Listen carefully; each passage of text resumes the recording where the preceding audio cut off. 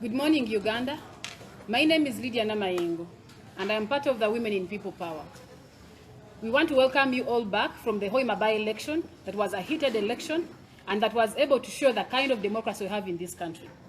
Today, as the Women of People Power, we have come to raise our voices high. First, on the concern of the verification exercise from the Electoral Commission. We appreciate the Electoral Commission for having been able to launch its roadmap in December 2018. And we actually want to appreciate them for having been able to continuously conduct their activities and follow the roadmap. But we are not actually contented and we are dissatisfied with a lot of key issues. First of all, there was lack of adequate voter education and public awareness about the conduct of the verification exercise at the village local councils. This ultimately violates the election management guidelines and as well as the right to information as given by the Constitution of Uganda. Secondly, the 1 week allocated for the verification exercise is not sufficient enough to accommodate all the people of Uganda who actually stay in the diaspora, the people who actually come from different hard-to-reach areas, and the people also actually stay in the faraway places. So we actually see that this is a move for the government of Uganda to ensure that they actually leave out some people not being able to go out and verify their names because the time that is given up is actually very limited. So the Ugandans in the diaspora as well may not be adequately able to manage to go and verify their names because the 1 week actually given out is very little. And because 78% of Ugandans are young people, 48% of these are actually children who are in schools. Some of these are actually in secondary schools, while others are in the university schools, in the university and higher levels of higher institution of learning.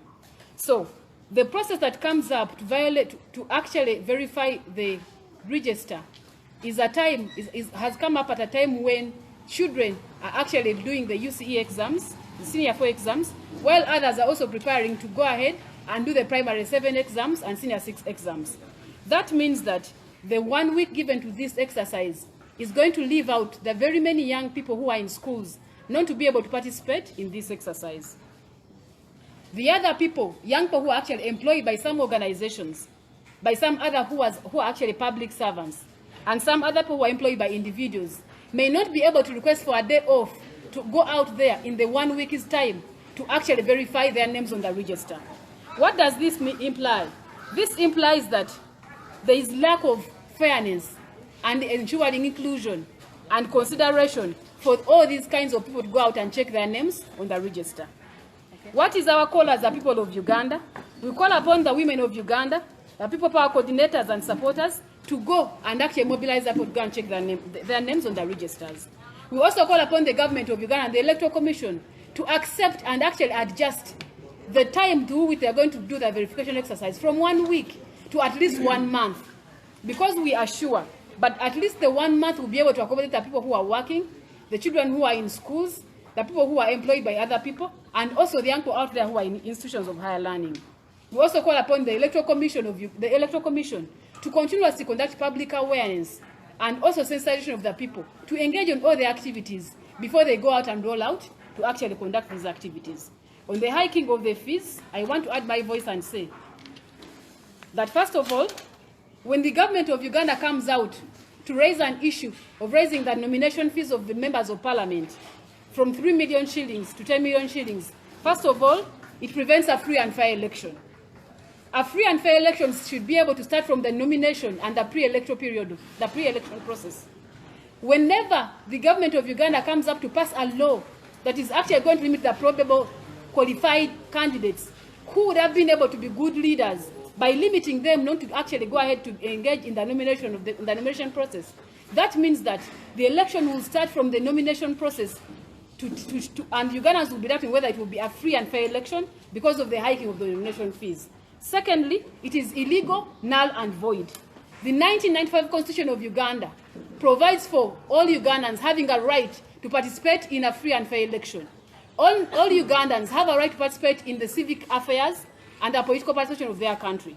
By putting up a hiked fee for either a presidential candidate or a parliamentary candidate, this implies that you're actually delimiting the rights of Ugandans to participate in this election by putting up a high nomination fee. And then lastly, this actually promotes commercialization of politics in Uganda. I want to make it very clear. Leadership in Uganda is not a business. If somebody wants to look at how much money you are, he should be able to go out in Chukubo or in the business elsewhere to become a businessman in this country. Leadership in Uganda is a service. It's about ideas. It's about delivery. It's about prioritizing the people of Uganda. When the government of Uganda through the Electoral Commission comes out to actually say the president should come out with 100 million, and also the members of parliament to come out with actually 10 million, this is actually transmitting leadership from moving out from service delivery to becoming a business. In other words, the rich people who have the money are those who are going to engage into leadership. And the Constitution is very clear. It does not matter whether you are rich or poor, you are free to engage in a leadership process, including standing as a candidate for both parliamentary and the presidential levels. Lastly, we are actually saying that this hiking of the nomination fees affects service delivery, and it will actually also affect the legislative process. We have seen members of parliament today who have gone into parliament because they put in a lot of money to go and bring out their money. So in other words, they were buying voters and bribing them to invest in the election to go and make money in parliament. If the government of Uganda comes out and approves this amendment or the proposal, that will mean that we are going to be continuously seeing many bad laws coming up in Uganda.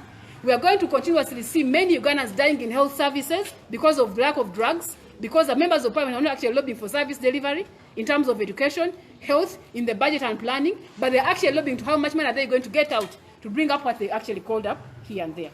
We call upon the government of Uganda to ensure that they do not tamper to pass this proposal, because if they do, it is going to start with us, the people, the members of the people power, to mobilize the citizens of Uganda to come out and reject this, to come out and refuse this proposal, and also we want to call upon the members of parliament to first of all reject this proposal, because we know it will still come to parliament, and when it comes, it is not going to affect only us, the young people who want to actually stand in the leadership positions, but it's also going to affect them who are actually in this parliament. They swear in the Constitution and say they will protect this Constitution. If they think they are actually standing for the people, we want to see the members of parliament stand for the pro-people laws that are being passed. We lastly call upon the government of Uganda to ensure that they adjust the time that is supposed to be put up to verify the names on the register. We also call upon Ugandans to go out and check the right spelling of your names, to check whether your name is on the verification exercise, no matter whether you have a national ID or not. Even if you have a national ID, all Ugandans, please go out and check your name on the register. Thank you. Thank you. So we shall entertain questions.